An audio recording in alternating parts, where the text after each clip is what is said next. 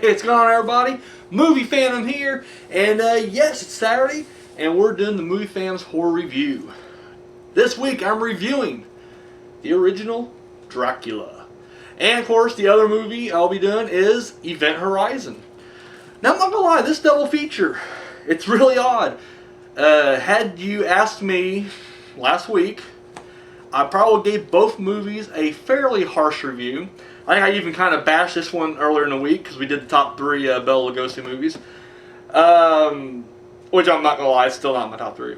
Anyways, but no, I don't know. This was a double feature I just didn't really care much about. And I was like, it's alright, we'll have one shitty week, I guess, weekend. And no, went ahead and did the review or watched the movies, and I was like, wow, they both were better the second time around. So let's go ahead and we'll start with Dracula. And we all know the story of Dracula by this point. I just fucking did the Bram Stoker's Dracula a while back ago. And fucking Bela Lugosi, Dracula, comes to town and falls for, is it Nina or Mina? I don't know. I'm gonna go Nina? I'm gonna say Nina. I think it's Mina, though. It don't fucking matter. Anyway, falls for her. And of course, at this point now, Van Helsing notices that there's a vampire, a Nosferatu afoot, and he's going to take him down. Yeah, you know, like I said, I've seen so many versions of Dracula. I mean, and I have noticed that when I do watch them, I didn't really care much for Bram Stoker's Dracula. That was the second time I watched it. This one holds up a little bit better. I still think it's still very slow moving. But, I don't know, it does seem like there are a lot of cool shots in it. And I really bashed the direction last time. And I'm not sure exactly, because I don't know, I just remember when I watched it the first time, it seemed like it was just very, here's a fucking camera, let's just do shit in front of it. And it didn't really seem as engaging. And there's a lot of shots in this time that I really fucking dug. A lot of creepy looking moments. Like when they, on the ship ride over, for instance. You know, fucking Renfield fucking snaps downstairs, and he's all fucking nuts and giggling. And they hear him, and they open up the door, down to the bowels of the ship, if you will. And you just see Renfield stand there laughing. Just, dude, it looked creepy. I was like, holy shit, like that looks fucking startling right there. I think the scene of, you see the brides coming through, like, the dungeons of the castle. Same thing, like it just had a really creepy atmosphere to it, and I really dug that. And of course, Bela Lugosi, there's the one shot, the push-in shot of him, when you kind of first see him in the very beginning. Just a very iconic, moment there in cinema history, not just horror. But with that said, it still does go a little bit slow. Now, like I said, it was definitely better the second time I watched it. This is my number 2 time watching it, and it definitely it was a better view, but at the same time, I'd be lying if I didn't say that it still wasn't that slow feeling. It definitely didn't. I will say this: it was definitely a better watch than Bram Stoker's Dracula. Because it's weird if you would have asked me before I did either one of these 2 reviews recently. Like if you would have asked me like a year ago, which I prefer, I always said Bram Stoker's Dracula.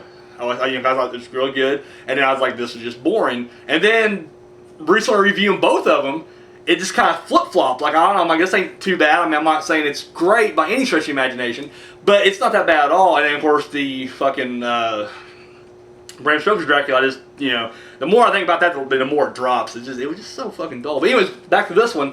The one thing, and this is not really, I'm not going to fault this, because, this was, the screenplay itself was based on the actual stage play. So, and of course it was a time with, very limited special effects, but a lot of times it was them literally looking off camera. And they're like, oh look, he just turned into a wolf and ran away. It's like, what? But you got a lot of that going on. And of course, that was just something they did, in plays as well, so it did transfer over. But I don't really know what to say about this. I don't really want to dwell too long and make this video ridiculously long. Definitely, worth rechecking out. If you haven't seen it before, I mean, just as a horror fan, check it out, see where the roots are coming from. But, I'm not going to give it a major, I do think, the Dwight Fry, if I'm messing that up, be gentle. I think he stole the show as Renfield. I think Renfield is clearly like the best, part of this entire movie. I just loved his character, and it was just like it was a very pathetic character because on one hand he's really wanting to serve Dracula, and please, I want to go to the dark side with you, turn me into a vampire. But then you got the other part of that where he's like almost screwing him over, like he's kind of leaking information and shit, and it's just like I don't know, he flip flops, but he was it's such a great performance that you can't help but get a big thumbs up. Other than that, I mean, a lot of the other acting just wasn't one way or another. I don't know who played the main girl, Nina or Mina, but I didn't really, that performance could have went one way or another. Didn't really care about. Jonathan Harker wasn't really, wasn't feeling that. I did like, I don't know who plays Van Helsing. I could probably look. I don't know if they have him on there or not. It doesn't. I don't know who plays him, but I liked him. I thought Van Helsing did pretty good. And like I said, and Bella wasn't bad. I don't mind Bella. It was just when I mentioned my top 3 favorite Dracula or Bela Lugosi performances, I just think he's done better than this. But once again, this is such an iconic performance, though. I mean, regardless of my opinion, this is still you think of Dracula, most of you will think of Bela Lugosi, not, it should be Christopher Lee, but it's not. People, they do go back to this one because it's the first, and I guess they had more of an impact. But no, like I said, not bad. Second time around, I do think that the sequel is a lot more, a lot better. I think just better story and definitely better acting. Daughter of Dracula, and I recommend that. But Dracula, check it out. Like I said, I don't know what to say. I feel like anything I'm saying is just gonna be redundant. So we're gonna move on. Next movie, 1997, Event Horizon. Basically, space crew is going to look for the Event Horizon, which is a spaceship that went through a wormhole, and they're trying to, or a black hole. I think it's a wormhole. Doesn't matter. Went through, and they're trying to find. Of course, when it came back, or whenever it went through, the crew basically vanished. So they're just trying to figure out what the fuck went on. And of course, they bring Sam Neill, who created that ship or whatever. First time I watched it, I just heard such great things. Like, everybody was just like, oh, this is the coolest movie ever. It's so fucking badass. It's awesome, blah, blah, blah, blah, blah. And I remember a guy I used to work with was just blowing it. And this guy, I'm not going to lie, he just had I don't want to say worst taste in movies, because we agreed on some stuff, but he was definitely a Transformers fucking kind of guy. Like, big budget popcorn motherfucking eating movie. He's that guy. And so I don't know. I noticed he was giving me movies to watch, and I'd watch them, and they were just dog shit. And don't get me wrong, he'd have a couple in there that was just a slam dunk, but it seemed like especially when it came to sci-fi. But I was wanting to see this. I heard such great things, so then I watched it then, and I just couldn't get into it. For whatever reason, I couldn't get into it. But watching it like I said, this past week, much better. Like, I don't know.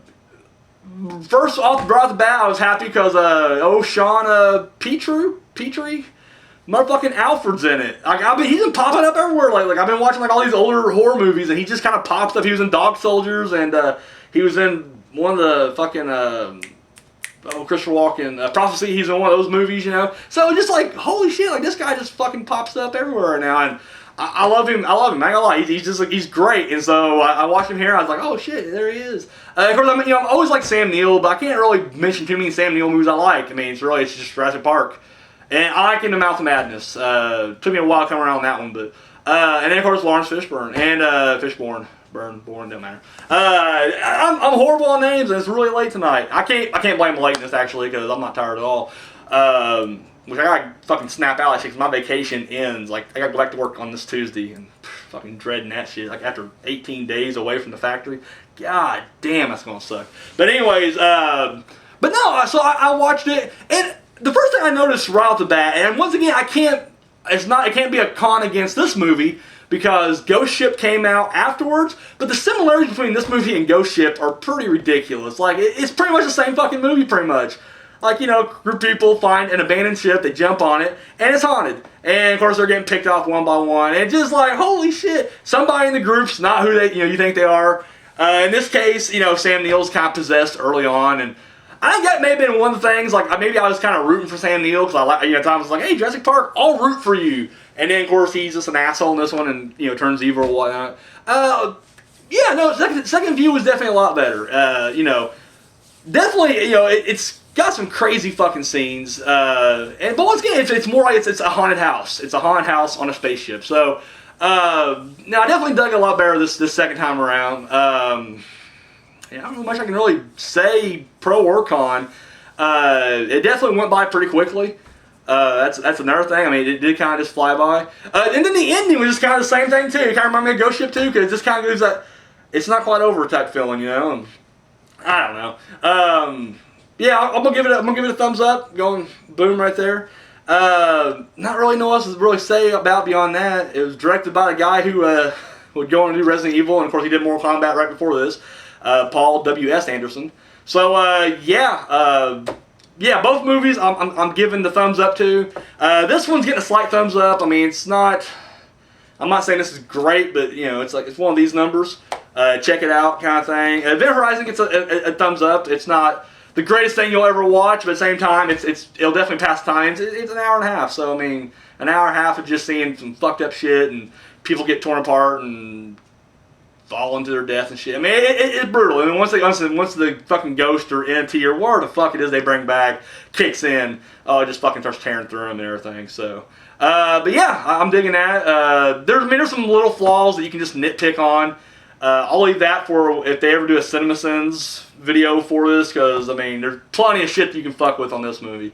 Like, the guy gets launched away, and then he, like, rocket boots back. And I don't even see him go toward the ship. Look, he's going toward a planet, but somehow he just, like, winds up back on this planet. Gets shot in the fucking face, and then somehow survives still. I mean, you're just like, what the fuck? Yeah, you know, whatever. If you watch it, you'll know what I'm talking about. But yeah, no, yeah, not a bad double feature this week. So, yeah, that's all I got. I'll catch you guys tomorrow. Sunday Showdown.